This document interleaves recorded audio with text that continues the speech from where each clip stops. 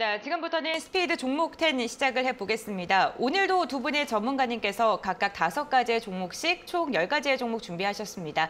90초라는 한정된 시간 동안 종목에 대한 투자 포인트 알려드릴 텐데요. 보시다가 궁금하게 있으신 시청자분들께서는 저희에게 연락 주시길 바랍니다. 샵 3772번으로 문의 주셔도 좋고요. 유튜브 실시간 채팅창에 댓글 남겨주셔도 저희가 가격 전략까지 알려드리도록 하겠습니다. 오늘 함께 하실 두 분의 전문가와 인사 먼저 나눠보죠. 다올투자증권의 이성웅 차장, HB투자그룹 손여로 팀장 함께합니다. 안녕하세요. 안녕하십니까. 안녕하십니까. 네, 반갑습니다. 오늘 또 두 분의 전문가님께서 어떠한 종목을 들고 오셨을까요? 종목부터 확인하고 오겠습니다. 먼저 이성웅 차장의 종목입니다. 나노신소재를 시작으로 현대위아, JYP엔터, 오리온, 포스코케미칼 5가지 종목 들고 오셨고요. 손여로 팀장은 현대바이오, 남해화학, 네오위즈홀딩스, NPC, SFA 반도체 이렇게 10가지 종목 준비되어 있습니다. 여러분들은 어떠한 종목에 관심이 가시나요?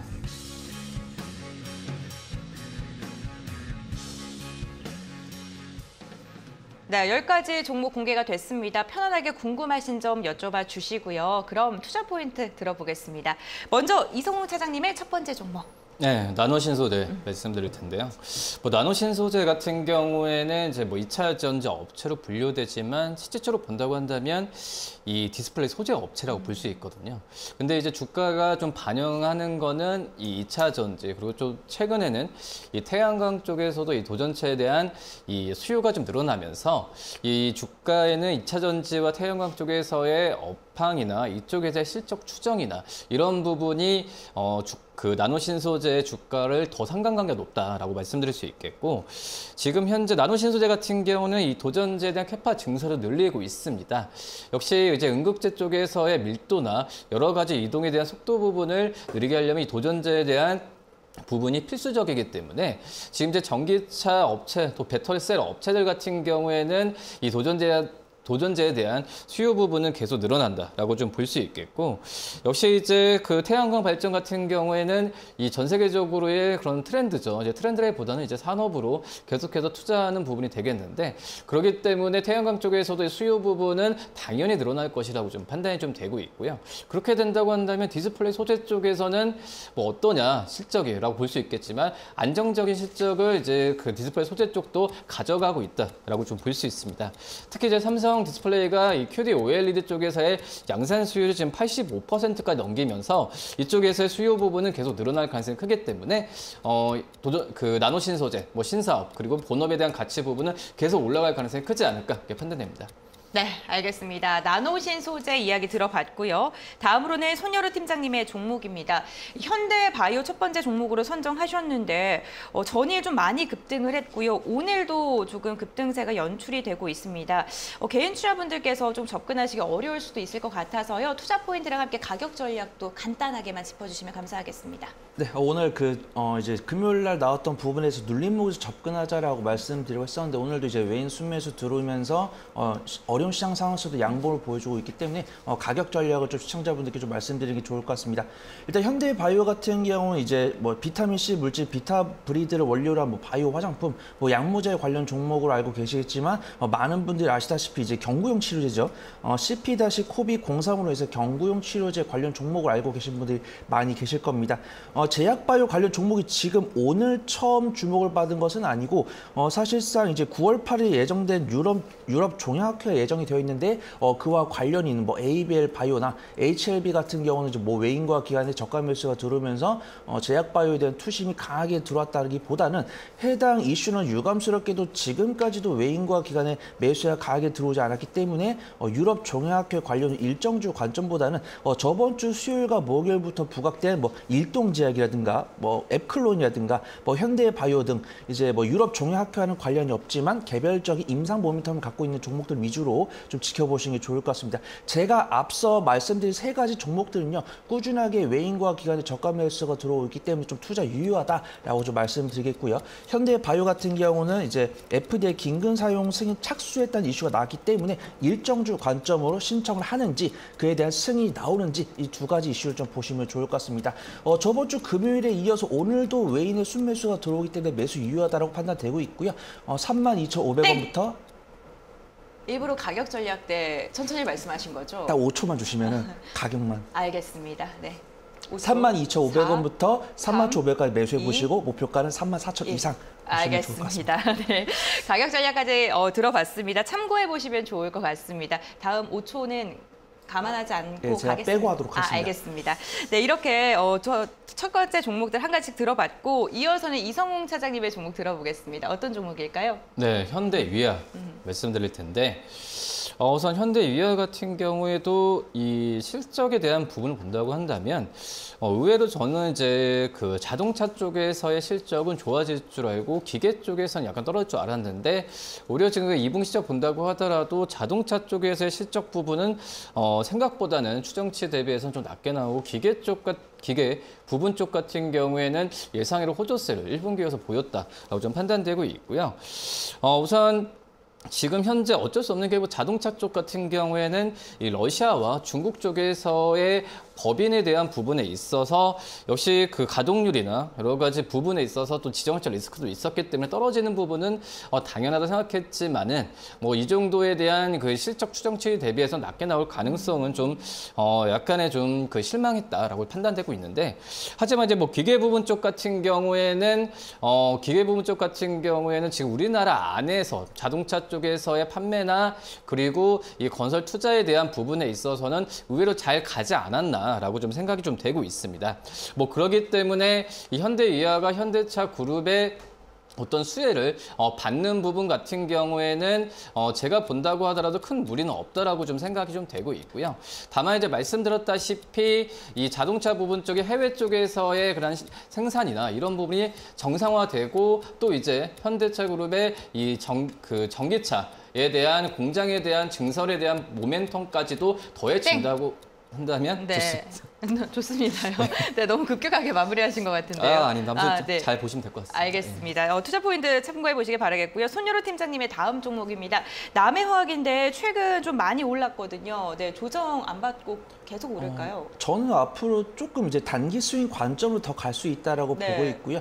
이제 뭐 남해화학 모르신 분 안 계실 겁니다. 이제 비료 관련 종목이고 이제 효성 OMB와 더불어서 농협이 주 납품처이기 때문에 안정적인 실적이 나올 수 있고요. 네. 이제 곡물 관련 종목들을 이제 찍어보신 분들은 아시겠지만 연간 실적 흑자가 나오는 기업은 있어도 매년 성장하는 기업은 찾기가 어려운데 남해화학이 좀 그런 종목이다라고 좀 말씀드리도록 하겠습니다.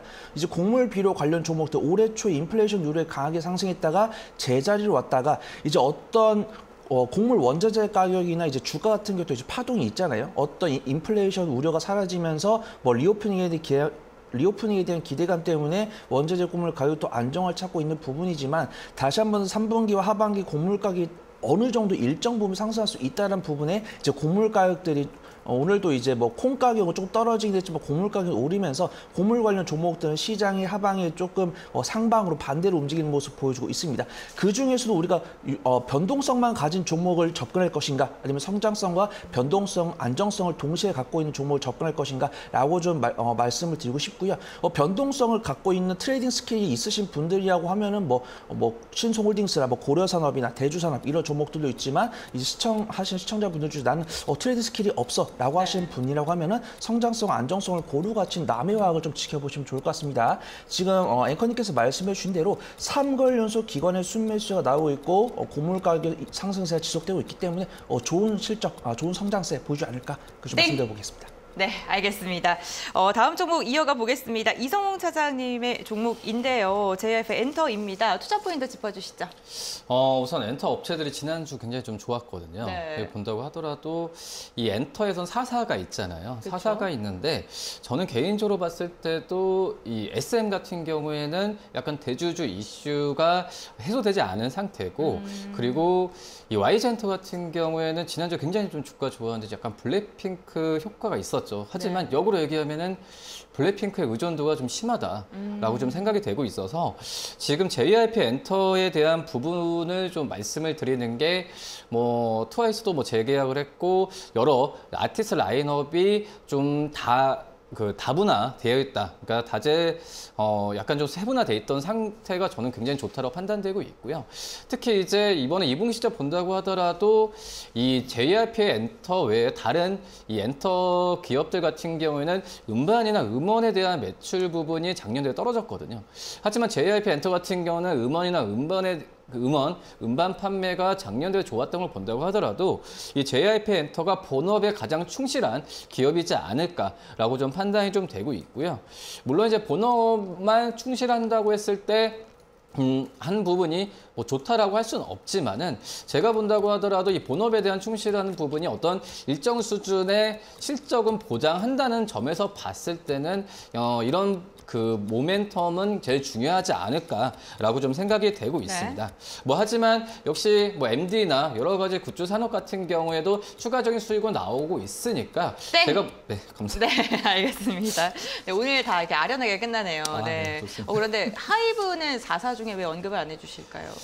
네. 제가 아직은 좀 모르겠어요. 이 블랙 IG 엔터뿐만 아니라 하이브 같은 경우에도 이제 BTS의 의존도가 아직까지 실적은 분명히 좋긴 하지만 의존도에 대한 주가 흐름은 변동성이 좀 크겠죠. 알겠습니다. 네, 이렇게 JYP 엔터까지 들어봤고요. 다음으로는 손여로 팀장의 종목인데요. 네오위즈 홀딩스를 들고 오셨어요. 가온님께서 유튜브에서 매수가랑 손절가가 궁금하다라고 이야기해 주셨고 저는 왜 네오위즈가 아니고 홀딩스를 들고 왔는지도 궁금하거든요. 네, 그 두 부분을 좀 말씀드리도록 우선은 뭐 주가 상승 탄력에 대한 부담감이 좀 네오위즈 홀딩스가 좀 덜하다라고 좀 말씀드리고요. 일단 네오위즈 홀딩스는 이제 네오위즈나 뭐 네오위즈 플라이 등을 계열한 이제 지주사 역할을 합니다. 그래서 기본적으로 다른 계열사들에 비해서 좀 저평가 매도를 갖고 있는 부분들이 있는데 저는 주말에 이제 네오위즈를 봤는데 네오위즈 그룹사 관련해서 오늘 호재성 뉴스가 나왔더라고요. 이제 네오위즈 하면 아시는 분들 이제 신작 피해 거짓에 대한 기대감으로 네오위즈가 상당히 좋은 수급과 좋은 추세 보여주고 있습니다. 지금 네오위즈는 거의 전고점을 돌파하면서 최고가를 상승하고 있기 때문에 네오위즈와 네오위즈 홀딩스는 대동소이한 움직임을 보여주지만 그 중에서 어떤 기대감, 신작에 대한 기대감을 가질 수 있다라고 하면 네오위즈가 좋은 모습 보여주지만 어느 정도 좀 투자에 대한 추세에 대한 부담감 있으신 분이라고 하면은 이제 막 상승하기 시작한 네오위즈 홀딩스를 좀 지켜보시는 게 좋을 것 같고요. 네오위즈와 네오위즈 홀딩스 같은 경우는 좀 차이점은 변동성이지만 공통점은 외인과 기관의 저가 매수를 넣고 있는 부분이다. 그래서 네오위즈가 좋지만 좀 트레이딩 스킬이 없으신 분들은 네오위즈 홀딩스를 좀 보시는 것이 좋을 것 같다라고 판단되고 있고요. 네오위즈랑 네오위즈 홀딩스 같은 경우는 오늘 호재성 모멘텀이 나왔기 때문에 난 네오위즈 홀딩스로 큰 수익을 가져가겠다라고 하시는 분들 조금 쉬었다 보시는 게 좋을 것 같고 오늘 게임스컴에서 3관왕을 거뒀다는 이슈에 오늘 좀 단기적 변동성을 보여주고 있기 때문에 나는 오늘 네오위즈 홀딩스를 가지고 좀 수익을 가져가겠다라고 하신 분들은 좀 기술적인 관점으로만 소액만 좀 접근해 보시는 게 좋을 것 같고요. 매수가는 34,500원부터 34,000원까지인데 손절가는 33,000원 잡고서 칼같이 대응해 보시면 좋을 것 같고 목표가는 고점이 37,000원 잡고 대응해 보시면 좋을 것 같습니다. 분명히 5초 덜 하신다고 말씀하셨는데 제가 네 번째 종목에서 줄이도록 하겠습니다. 알겠습니다. 지금 투자 포인트 네오위즈 홀딩스 매수가 그리고 목표가까지 다 잡아주셨으니까 참고 한번 해보시면 좋을 것 같고요. 다음으로는 이성웅 차장님의 종목인데 오리온입니다. 식품주 들고 오셨는데요. 지금 오리온 같은 경우에는 몇 거래일 지금 거의 일주일 넘게 하락세 유지하고 있거든요. 지금 접근이 좀 유효하다고 판단하시는 건죠?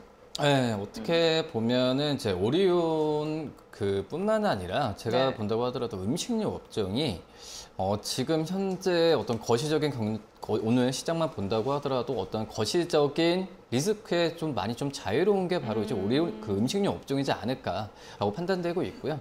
특히 이제 이번 주 같은 경우에는 또 뭐 고용 지표도 있고 이거에 대한 이제 그 연준 의장의 발언이 어떤 방향성을 좀 잡을 텐데 이런 부분에 있어서 이번 주가 주초 같은 경우 경기 방어주에 좀 집중을 하는 게 맞지 않을까 판단되고 있고요.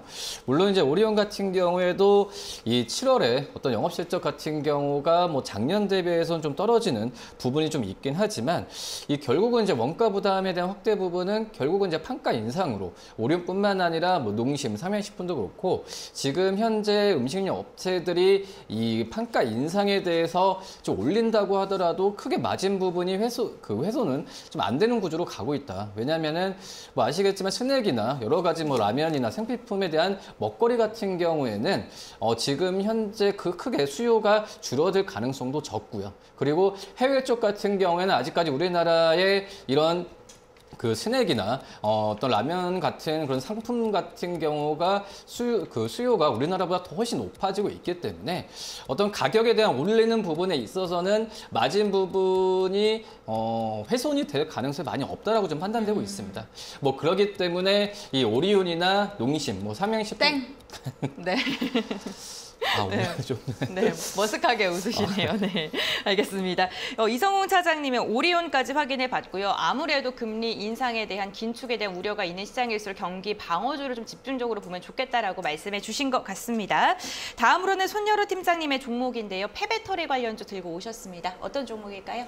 네, 제가 네 번째로 준비한 종목 MPC라는 종목이 아마 모르신 분은 안 계실 거고요. 뭐 플라스틱 사출 체조미 이제 판매가 대부분 차지하는 이제 플라스틱 물류 기자재 관련 종목이다라고 좀 말씀드리도록 하겠습니다. 현대 글로비스와 전기차 배터리 전용 연기 개발하고 특허를 취득하면서 폐배터리 관련 종목으로 분류가 되어 있고요. 어떤 인플레이션 감축 법안에 따라서 이제 신재생 에너지들 강세를 보이고 그 뒤를 폐배터리가 쫓고 있다는 사실을 아마 모르시는 시청자분들은 안 계실 거고요. 저번 주 목금 신재생 에너지들 이 조금 쉬어갔다라고 하면 오늘 다시 한 번 더 뭐 태양광이든 뭐 조선이든 관련 종목들이 좀 뭐 방산이든 조정을 거치고 다시 한 번 더 반등하는 모습 보여주기 때문에 MPC를 좀 지켜보셔도 좋을 것 같습니다. 일단은 성일하이텍과 세비캠 상장 전에는 이제 MPC가 대장이었다는 사실 아마 알고 계실 거고요. 신재생 에너지가 상승하고 그다음에 성일하이텍과 세비캠이 상승한 다음에 꾸준한 상승을 보여주면서도 저번 주 목금에 성일하이텍과 세비캠이 이제 외인 가격의 단기적인 차익 실현이 나오면서도 재차 상승하기 위한 시동을 걸었다고 하면은 MPC는 수급 동향을 보시는 분들 아시겠지만 저번 주 월화수목금 이제 8월 18일부터 7개월 연속 외인 순매수가 들어왔는데 저번 주 목금에 세비캠과 이제 성일하이텍이 쉬어가는 그 와중 속에서도 외인의 강한 순매수가 들어왔기 때문에 앞으로 이제 신재생 에너지나 폐배터리의 추세가 유지된다고 하면은 MPC가 그와 키를 맞출 가능성이 높다. 그걸 좀 판단해 보도록 하겠습니다. 네, 알겠습니다. MPC 5초 줄여서 말씀해 주셨네요. 감사드리고요. 투자 포인트 한번 이야기 나눠봤으니까 참고해 보시길 바라겠습니다. 세비캠과 좀 연동돼서 살펴보시면 좋을 것 같습니다. 마지막으로 이성우 차장님의 종목 5번째 종목입니다. 포스코 케미칼 투자 포인트 짚어주시죠.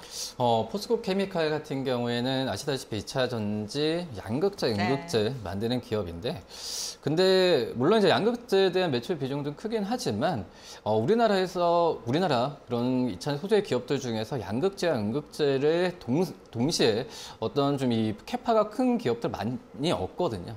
예, 그렇기 때문에 지금 현재 뭐 에코프로비엠이나 뭐 LNF에 비해서 제가 본다고 하더라도 이 포스코 케미칼의 어떤 소재 쪽에서의 사업 부분에 대한 다양화는 좀 점수를 줘야 된다라고 좀 생각이 되고 있고 이 양극재 업체들한테 가장 큰 고민이 이제 그 원재료 가격 상승보다도 이 원재료를 확보하는 게 지금 가장 큰 숙제라고 판단되고 있는데 뭐 포스코 케미칼 같은 경우에는 이 기업 명을 보면 아시다시피 포스코 그룹의 혜택을 좀 많이 받고 있다. 그렇기 때문에 원재료에 대한 확보 부분 같은 경우에는 다른 양극재 기업들 대비해서는 수월하게 지금 가고 있다라고 좀 생각이 되고 있고요. 뭐 그렇기 때문에 지금 이제 포스코 케미칼이 다른 양극재 기업들 대비해서 변동성은 크게 많이 나오지 않다고 하더라도 지금 이제 안정적인 캐시카우와 함께 이런 부분이 장점이라고 좀 생각이 되고 있고요. 지금 LNF나 에코프로비엠 같은 경우에는 뭐 PER로 봤을 때도 뭐 20배 어떤 좀 이하 정도로 받고 있는데 포스코 케미칼 한 20배 그 중반 정도 받고 있거든요. 생각보다 고평가라는 부분이 지금 생산력을 본다면 좁혀지니까 괜찮지 않을까 이렇게 판단됩니다. 알겠습니다. 포스코 케미칼까지 이야기 나눠봤고요. 다음으로는 손여루 팀장님의 종목입니다. 마지막 종목인데 SFA 반도체 이 종목 상승할 수 있어요. 네, 우선 제가 봤을 때는 제가 과거 경험 봤을 때 저는 SFA 반도체 매매했을 때 좀 보유 기간이 길어질 정도 손해를 본 적은 없거든요. 그렇기 때문에 지금 방송 시청한 시청자분들은 모아가는 관점으로 모아간다고 하면은 손실 볼 가능성보다는 좀 약수익이나 좀 호재성 모멘트 나오면 좀 20% 이상의 수익을 가져갈 수 있는 종목이다라고 좀 말씀드리도록 하겠습니다. 우선 반도체 관련 기업이기 때문에 반도체 업황을 거스르지는 않지만 반등기에는 조금 더 탄력을 보일 수 있는 그런 종목이다라고 좀 말씀드리겠고요. 우선 파운드리로부터 이제 패키징 사업을 영위하는 반도체 후공정 기업이다라고 좀 말씀드리겠고, 이제 시장 상황이나 반도체 업황에 대해서 우리 은별 앵커님께서 꾸준하게 말씀을 드리고 있기 때문에 어떤 제가 자세히 좀 설명을 드릴 필요는 없을 것 같고요. 꾸준하게 2018년, 2019년, 2022년 굵직굵직한 대외적인 이슈가 있음에도 불구하고 실적이 꾸준하게 상승해온 종목입니다. 업종 대비 저평가 매도를 갖고 있는데요. 이번에 기준금리 인상이 되면서 업종포가 좀 조정이 됐음에도 불구하고 업종 대비 저평가 매도를 가질 수 있고요. 그다음에 2022년 연간 실적 기준으로도 업종 대비 저평가 매도가 심화될 수 있기 때문에 모아가기만 하면 수익을 가져갈 수 있는 종목이다. 그렇게 좀 말씀을 드리도록 하겠습니다. 이제 앵커님께서 우려해 주신 부분들은 이제 반도체 2020 하반기 수요 불황에 대한 불확실성도 있으실 거고요. SFA 반도체를 아신 분들은 아시겠지만 지분 매각에 대한 모멘텀도 있습니다. 이제 모회사가 이제 SFA인데 네. 현재 해당 경영권 매각 이슈를 나왔다가 경영권을 고려하지 않는다라고 하지만 기업의 목표는 이제 수익을 챙기는 거 아니겠습니까? 그렇죠. 해당 모멘텀이 반드시 나올 네. 수 있다라고 판단하고 있습니다. 네, 알겠습니다. 제가 왜 여쭤봤냐면요. 이 SFA 반도체가 하반기 뭐 실적이 감소할 것이다, 뭐 영업 전망이 감소할 것이다라는 그런 좀 부정적인 리포트가 최근에 많이 나와서 혹시 오를 수 있을지 좀 우려스러워서 여쭤본 거거든요. 그런 모멘텀 네. 감안하고 갖고 왔고요. 우선 뭐 악재사라라고 하는 건 좀 우스갯소리로 들릴 수 있겠지만 반도체 그다음 국내 시장이 저평가 매도를 갖고 있고 제가 SF를 단기적인 관점 네. 소개를 해드린 것이 아니기 때문에 중장기 모아간다라고 하면 네. 얼마든지 좀 수익을 가져갈 수 있는 종목이다. 알겠습니다. 하겠습니다. 네, 이렇게 총 10가지 종목 들어봤고요. 탑픽 종목도 들어보겠습니다. 먼저 이성웅 차장님의 탑픽 종목 어떤 종목일까요? 네, 저는 이제 마지막에 말씀드렸던 포스코 케미칼 말씀을 네. 드리고요. 목표가는 18만 원, 손절가는 15만 원 말씀드립니다. 네, 알겠습니다. 그럼 이어서 손여로 팀장님 종목은요? 네, 저는 마지막에 소개해드릴 SFA 반도체 말씀드리고요. SFA 반도체 관련해서 증권사에서 긍정적 리포트가 나왔을 때는 외인과 견해 쌍끌의 순매수에 들어오면서 장대양봉 나왔고요. 그다음에 앵커님께서 말씀하신 하반기에 대한 공급망 우셔, 그다음에 뭐 수요 감소에 대한 이슈가 나왔을 때는 SFA 반도체가 견조한 모습을 보여주기보다는 좀 낙폭 견조한 모습을 보여주었습니다. 그리고 SFA에서 말하는 매각 이슈 나온다고 하면 단기적인 변동성을 줄 수 있는 이슈가 될 수 있으니까 모아가시다가 일단 연말 기준으로 모아가시다가 해당 매각 이슈가 나오면서 슈팅 나오면 그때 비중 관리해 보시면 좋지 않을까 그래서 좀 말씀드려보고요. 매수가는 5,000원 이하로 접근해 보시면 좋을 것 같고 손절가는 4,700원 정도, 목표가 6,100원 잡고 연말까지 지켜보시면 좋을 것 같습니다.